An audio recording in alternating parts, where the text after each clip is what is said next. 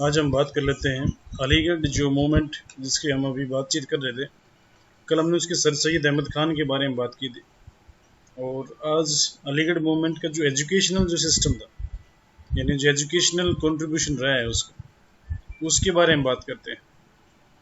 और सबसे महत्वपूर्ण बात ये होती है कि समाज को या राष्ट्र को ऊपर उठाने के लिए जितना बड़ा रोल एजुकेशन अदा करती है, उतना ही शायद ही कोई दूसरी जो व्यवस्था है या फिर दूसरी जो गतिविधि है वो करती है। वो कहते हैं कि अगर सारे आदमी मूर्ख हैं, वहाँ पर शासन करना हर व्यक्ति के लिए आसान होता है। कोई भी शासक राजा हो सकता है वहाँ पे ऐसे समाज के ऊपर, मगर जब समाज के लोग पढ़े लिखे होते हैं तो उनको बहकाना, उनको बरगलाना, उनको मूर्ख बनाना उतना आसान नहीं होता है जितना कि दूसरा जो जो अशिक्षित लोग होते हैं। तो शिक्षा का अपना महत्व है।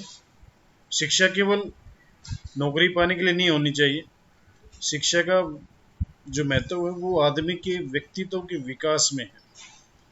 और जब आदमी महत्वपूर्ण एक तरह से पूंजी बनता है राष्ट्र के लिए, तो ईमानदारी से अपना काम करे तो उसके बाद फिर वो राष्ट्र, उसके कहते हैं ना कि उसके पंख लग जाते हैं, वो फिर उड़ता है। और कहते हैं राष्ट्र बिना शिक्षा के एक तरह से हमेशा एक पिछड़ेपन में ही रहता है। यही पिछड़ापन का जो एक तरह से हम कहते हैं ना कि भाव है, सर सैयद अहमद खान ने मुस्लिम समाज में देखा, जिसकी बात हमने पहले भी की है थोड़ा सा, क्योंकि जो कंट्रीब्यूशन रहेगा, चाहे वो सर सैयद अहमद खान का है या अलीगढ़ मूवमेंट का है, ये दोनों ओवरलैपिंग चीज़ें हैं। ओवरलैपिंग इसलिए हैं क्योंकि दोनों साथ साथ जुड़े हुए हैं, एक दूसरे का जो कंट्रीब्यूशन है वो साथ साथ रहता है। तो शुरुआत करने वाला व्यक्ति सर सैयद अहमद खान था, और सर सैयद अहमद खान ने जिस संकल्पना के आधार पर इस शैक्षणिक सुधार आंदोलन की नींव रखी थी, वो नींव एक इस प्रकार से हमारे सामने आती है। मेरी आवाज आ रही है भाई तुम लोगों के पास? आ रही है सर। आ रही है, चलो ठीक। इस तरह से अभी हम बात कर रहे थे एजुकेशन रिफॉर्म्स के बारे में। तो एजुकेशन एक किसी भी समाज या राष्ट्र के लिए एक महत्वपूर्ण एक तरह से प्रगति का वो साधन है। तो सर सैयद अहमद खान ने इसी लक्ष्य को प्राप्ति के लिए एक तरह से एजुकेशनल मूवमेंट स्टार्ट किया। और 1875 में जब मोहम्मडन एंग्लो कॉलेज की स्थापना होती है उसमें अलीगढ़ में, तो उससे पहले भी कई संस्थाएं सर सैयद अहमद खान ने तैयार की थी या बनाई थी, जिनका एक ही लक्ष्य था कि किस तरह से एजुकेशनल व्यवस्था को, एजुकेशन सिस्टम को मुसलमानों के अंदर एक तरह से तैयार किया जाए या जागृत किया जाए, उन्हें इन संस्थाओं में एडमिशन लेने की या फिर एक तरह से इनका लाभ उठाने की, जो सब बाकी दूसरे समाज के लोग एक तरह से इस तरह का वो व्यवस्था करते थे। तो कुछ संस्थाएं थी जिनके बारे में हम कहें, जैसे 1859 में सर सैयद अहमद खान ने गुलशन स्कूल की स्थापना की थी मुरादाबाद में। और 1863 में उन्होंने विक्टोरिया स्कूल की स्थापना की गाजीपुर में। एक ट्रांसलेशन सोसाइटी की स्थापना की गाजीपुर में 1863 में ही, जिसकी हमने पहले भी बात की थी, जिसने जो कहते हैं कि साइंस और आधुनिक कलाओं के जो महत्वपूर्ण जो वर्क्स थे, यानी जो किताबें थी, पुस्तकें थी, उनका उर्दू में ट्रांसलेशन करने के लिए, और इसे बाद में साइंटिफिक सोसाइटी के नाम से इसका नामकरण किया और इसका मुख्यालय फिर अलीगढ़ चला गया। सोसाइटी ने 2 जर्नल चलाए, द अलीगढ़ इंस्टीट्यूट गजट, और दूसरा था तहजीब उल अखलाक, जिसका अंग्रेजी में अनुवाद अगर हम करें तो मोहम्मदन सोशल रिफॉर्मर। ठीक है, ठीक है। 1866 में ब्रिटिश इंडियन एसोसिएशन अलीगढ़ में स्थापित की गई, जो एक तरह से अलीगढ़ के जो नुमाइंदे हैं या फिर अलीगढ़ के जो लोग हैं या फिर मुस्लिम जो समाज है उसकी राजनीतिक ज़रूरतों को पूरा करने का कार्य ये यानी एड्रेस करेगी उसको ब्रिटिश सरकार के सामने। 1868 में बिहार साइंटिफिक सोसाइटी की स्थापना की मुजफ्फरपुर में, और ये जो सोसाइटी थी इसने एक फोर्टनाइटली यानी जो 15 दिन में निकलता है न्यूज़पेपर, अखबार उल अखियार की स्थापना करता है ये। फिर आगे चलकर 1899 में जो बिहार साइंटिफिक सोसाइटी थी और भूमिहार ब्राह्मण सभा, यानी वैसे देखा जाए तो दोनों समाज अलग अलग हैं, इन्होंने इकट्ठे संयुक्त प्रयास से मुजफ्फरपुर में एक कॉलेज की स्थापना की 3 जुलाई 1899 में, और उस कॉलेज का नाम लंगट सिंह उस समय के एक जमींदार व्यक्ति थे जिन्होंने इस कॉलेज के लिए अपनी जमीन दी थी। लंगट सिंह कॉलेज की स्थापना वहां पर की गई। 1875 में सर सैयद अहमद खान और मौलवी समीउल्लाह खान ने एक मदरसा स्थापित किया जिसका नाम था, अलीगढ़ में स्थापित होता है ये 1875 में, मदरसा उल उलूम मुसलमाने इंद।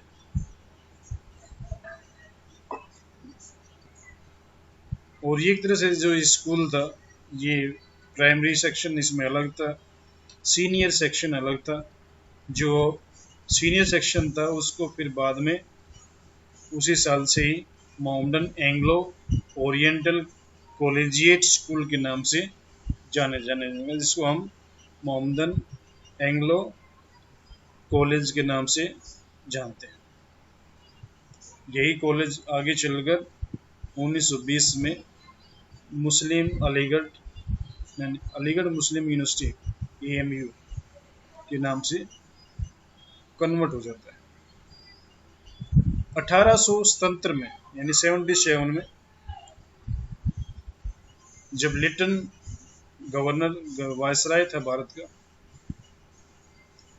तो लिटन लाइब्रेरी की स्थापना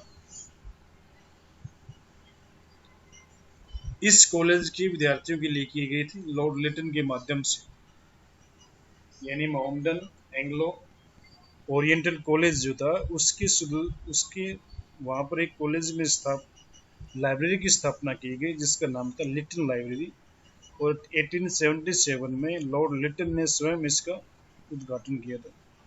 और बाद में इसका नाम बदलकर कर दिया गया, आज़ादी के बाद इसका नाम बदल दिया था और आज मौलाना आज़ाद लाइब्रेरी के नाम से इसका नामकरण कर दिया गया। एक डिबेटिंग क्लब की स्थापना की थी सर सैयद अहमद खान ने इसी कॉलेज में 1884 में, और इसके जो पहले प्रिंसिपल थे उसके नाम से फिर इसका नाम चेंज कर देगा, इसका नाम कर दिया गया था सिडन यूनियन क्लब्स, यानी जो पहले डिबेटिंग क्लब था सर सैयद अहमद ने उसकी स्थापना की थी, मगर बाद में जो प्रिंसिपल थे कॉलेज के हेनरी जॉर्ज सीडन, उसके नाम पर इस डिबेटिंग क्लब का नाम चेंज करके सीडन्स यूनियन क्लब कर दिया गया। और जब कॉलेज बन गया, कॉलेज जब यूनिवर्सिटी बन गया 1920 में, तो इस डिबेटिंग क्लब का नाम हो गया मुस्लिम यूनिवर्सिटी यूनियन। 1886 में सर सैयद अहमद खान ने मोहम्मदन एजुकेशनल कांग्रेस की स्थापना की थी, जिसका मुख्य जो कार्य था वो मुस्लिम समाज यानी भारतीय जो मुस्लिम समाज था उसमें सुधार करना और उनको शिक्षा के लिए प्रेरित करना। और बाद में इसका नाम 1890 में बदलकर all India Mohammedan educational conference कर दिया गया था। एक तरह से इस जो एजुकेशन कॉन्फ्रेंस की स्थापना सर सैयद अहमद खान ने की थी, उस स्थापना का जो मुख्य बिंदु था वो ये था कि जब 1885 में ये भारतीय राष्ट्रीय कांग्रेस की स्थापना हुई थी और एक तरह से उसको ऑल इंडिया लेवल का इंस्टीट्यूशन बनाया गया था, और सर सैयद अहमद खान जैसे अनेक लोग ये मानते थे कि हिंदुओं का संगठन है, और इसलिए उन लोगों ने अपने समाज को शिक्षित करने और सुधार करने के लिए उन्होंने इस तरह से एक the all India Mohammedan education conference की स्थापना की थी, जिसकी हर साल मीटिंग्स होती थी, जिस तरह से राष्ट्रीय कांग्रेस की मीटिंग्स होती थी। इसके बाद इसके साथ साथ जो सर सैयद अहमद थे उन्होंने एक यूनाइटेड पेट्रोटिक एसोसिएशन 1888 में बनारस के राजा शिव प्रसाद के साथ मिलकर बनाई, और इसका जो मुख्य काम था वो ये था कि जो राजनीतिक सहयोग है ब्रिटेन के साथ वो रखा जाए और मुसलमानों का प्रतिनिधित्व भारतीय सेवाओं में या फिर सरकार में रखा जाए। 1889 में साहबजादा आफताब अहमद खान उन्होंने एक ड्यूटी सोसाइटी और अंजुमन अल फर्ज की स्थापना की, जिसका मुख्य कार्य था गरीबों, जरूरतमंद विद्यार्थी, या फिर जिस तरह से हम कहते हैं ना कि जो उस समय मोहम्मदन एंग्लो ओरिएंटल कॉलेज चल रहा था, उसके जो पुअर या फिर नीडी स्टूडेंट थे यानी गरीब और जरूरतमंद जो विद्यार्थी थे, उनकी जरूरतों को पूरा करना या फिर उनकी फीस एक्सेट्रा को देखना यानी उनका सहयोग करना था। अंजुमन अल फर्ज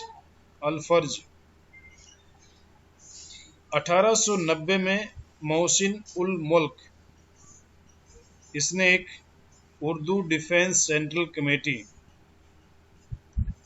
या फिर बाद में इसको उर्दू डिफेंस एसोसिएशन के नाम से जाना जाने लगा। इसका जो मुख्य कार्य था वो उर्दू भाषा को प्रचार करना, उसको मान्यता दिलवाना। एक तरह से जैसे जैसे अंग्रेजी आने लगी और फिर 1850 के बाद हिंदी का विकास होने लगा, तो उर्दू भाषा का जो दायरा था वो सीमित होता गया। वो दायरा वैसा नहीं रहा जैसा ब्रिटिश काल में अगर हम बात करें।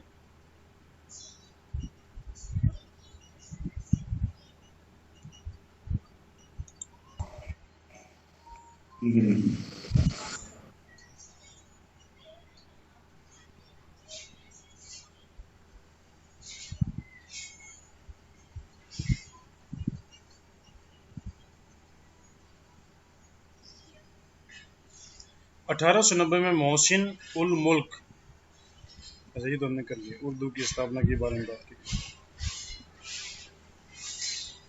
1893 में मोहम्मदन एजुकेशन कॉन्फ्रेंस ने एक कॉन्फ्रेंस स्थापित की, अंजुमन ए तराकी ए उर्दू के प्रमोट करने के लिए। और फर्स्ट अंजुमन का अर्थ होता है कॉन्फ्रेंस। अंजुमन पहली जो अंजुमन थी वो दिल्ली में यानी कॉन्फ्रेंस दिल्ली में स्थापित हुई हुई और थॉमस वालकर अर्नोल्ड इसके प्रेसिडेंट और सेबी नोमानी इसके सेक्रेटरी बनाए गए। 1899 में सर सैयद अहमद खान की मृत्यु के पश्चात ओल्ड बॉयज एसोसिएशन बनाई गई अलीगढ़ में, जो अलीगढ़ आंदोलन को एक तरह से आगे सपोर्ट करेगी। और मौलवी बहादुर अली इसके संस्थापक सचिव इस सभा के बनाए गए। इसके साथ साथ sir Syed memorial fund Sahibzada Aftab Ahmad Khan के द्वारा स्थापित किया गया 1899 में। इस फंड का मुख्य उद्देश्य एक ही था, जो मोहम्मदन एंग्लो ओरिएंटल कॉलेज है उसको विश्वविद्यालय का दर्जा दिलवाना।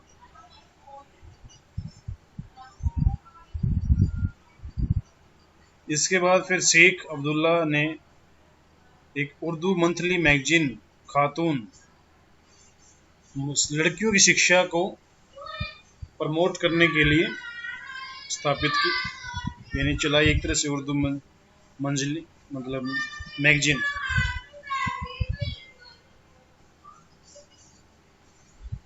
और फिर हम जानते हैं कि अलीगढ़ मूवमेंट के माध्यम से ही 1906 में ऑल इंडिया मुस्लिम लीग की स्थापना हुई, जो एक तरह से जो भारतीय मुसलमान थे उनके हितों की सुरक्षा के लिए। 1906 में शेख अब्दुल्ला और उसकी पत्नी वाहिद जहान बेगम ने एक छोटा सा स्कूल अलीगढ़ में चलाया, जिसका नाम था अलीगढ़ जनाना मदरसा।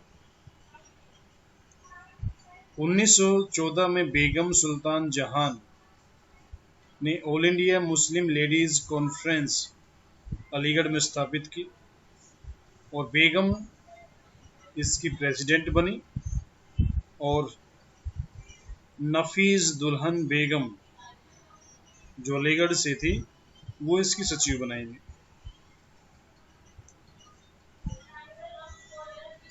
और अक्टूबर 29, 1920 को जामिया मिलिया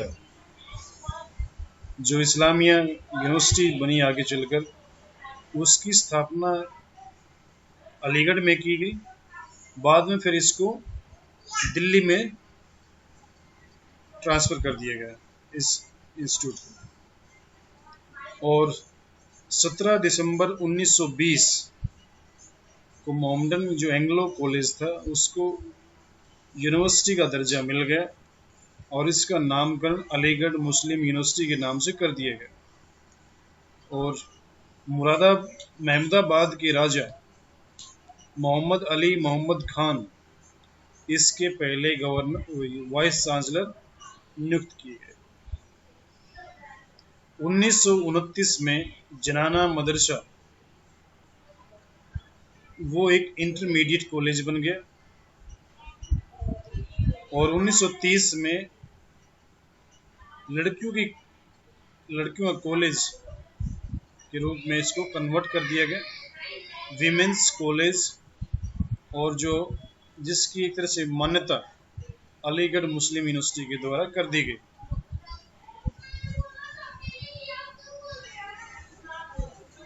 और जो एक बार हमने डिबेटिंग क्लब की जो बात की थी, उसका जब यूनिवर्सिटी बनी, जो मोहम्मद सर सैयद अहमद खान ने शुरू किया था डिबेटिंग क्लब, और फिर सीडेंस क्लब के नाम से उसका फिर नामकरण होता प्रिंसिपल जो थे उस समय पर। और जब यूनिवर्सिटी बनी तो इसका नाम मुस्लिम यूनिवर्सिटी यूनियन कर दिया गया था और 1952 में फिर इसका नामकरण पुनः अलीगढ़ मुस्लिम यूनिवर्सिटी स्टूडेंट यूनियन कर दिया गया। तो ये एक तरह से जो अलीगढ़ मूवमेंट था उसका एक तरह से शैक्षणिक कंट्रीब्यूशन के बारे में हमने बात की, जिसमें यानी किस तरह से इन्होंने स्कूल की स्थापना की है, मदरसा की स्थापना हुई है, या फिर हम ये कह सकते हैं कि भाई लड़कियों के स्कूल की शिक्षा की बात की गई है, और आगे चलकर ये सारी चीज़ें हमें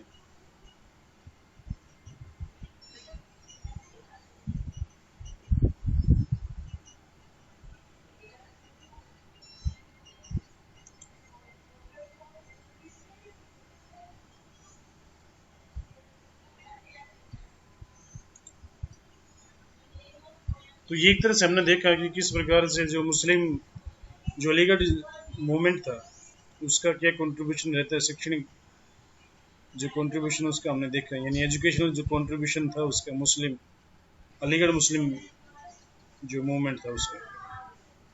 और सर सैयद अहमद खान ने बहुत सारी जो साइंटिफिक सोसाइटी या फिर एजुकेशनल रिफॉर्म्स के लिए मदरसा, स्कूल, कॉलेज और फिर बाद में जो यूनिवर्सिटी बने उसकी बात की है। और इसके साथ साथ अनेक लोग थे जिसमें महिलाएं भी शामिल थी।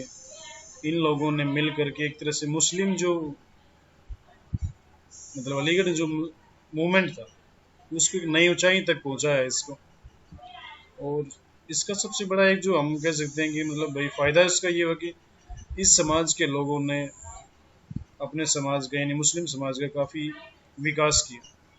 मगर एक सबसे बड़ी समस्या हमें देखने को मिलती है वो ये रहता है कि जिस तरह से सर सैयद अहमद खान एक पैन इंडिया लेवल यानी संपूर्ण भारत के स्तर पर मुसलमानों के लिए एजुकेशनल संस्थाएं खोलना चाहते थे, वो उसमें उतने सफल नहीं हो पाए।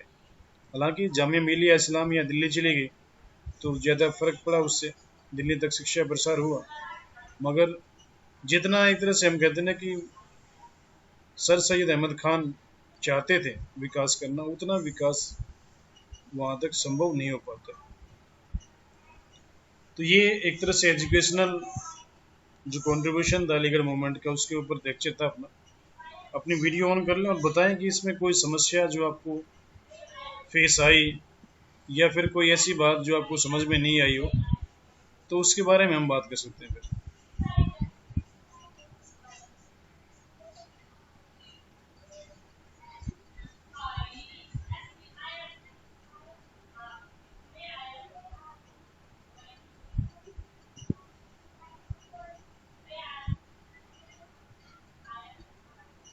हाँ बताओ मोहित।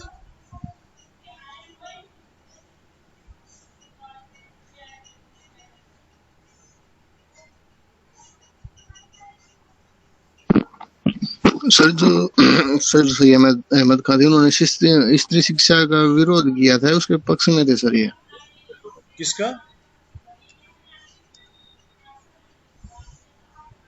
स्त्री शिक्षा का, लेडीज वो मतलब शिक्षा का, नहीं महिला विरोध नहीं किया शिक्षा। इन्होंने, ये लोग उसको साथ लेके चलते हैं एक तरह से। मतलब जो ब्रिटिश एजुकेशन सिस्टम था या फिर एक तरह से हम ये कहते हैं कि जो ट्रेडिशनल जो मुस्लिम एजुकेशन सिस्टम था उसको ये छोड़ करके ओरिएंटल एजुकेशन यानी एक तरह से जो एंग्लो एजुकेशन था या जो जिसे हम आंग्ल शिक्षा कहते हैं उसकी बात ये लोग कर रहे हैं। और वहाँ पर कहीं पर भी हमें लिंग के आधार पर भेदभाव की बात दिखाई नहीं पड़ती है। तो इन्होंने महिलाओं के एजुकेशन के लिए तो काफ़ी काम किया है, स्कूल भी खुले हैं, मदरसा भी खुले हैं, फिर आगे चलकर वो कॉलेज बने। जैसे 1929 में वो कॉलेज बनकर महिलाओं का जो कॉलेज बन के यूनिवर्सिटी से मान्यता प्राप्त हुआ उसको। तो वो चीज़ हमें देखने को नहीं मिलती है कि इन लोगों ने उसका विरोध किया हो।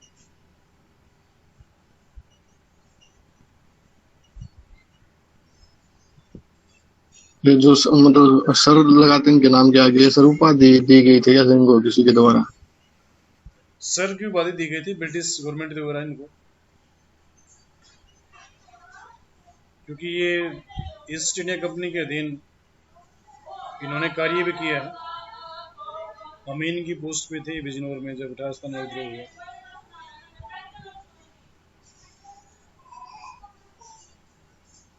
और फिर बाद में एक किताब भी लिखी थी जिसमें बताया गया था कि मुस्लिम लोगों ने आंदोलन या फिर राजस्थान में विद्रोह शुरू नहीं किया था, और इन्होंने भी सैनिक विद्रोह ही बताया था इसको। अपनी किताब में, एक तरह से मुस्लिम ब्रिटिश सरकार का थोड़ा बहुत ही ध्यान अपनी तरफ खींचने के लिए।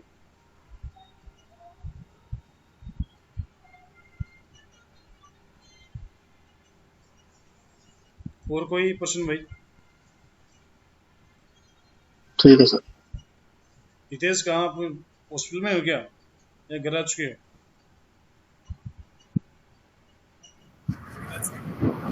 हॉस्पिटल में है सर। अपना ध्यान रखना चाहिए हैं? सर हॉस्पिटल में ही हूँ अभी। अपना ध्यान रखना जी बेटा सर। अच्छी तरह से।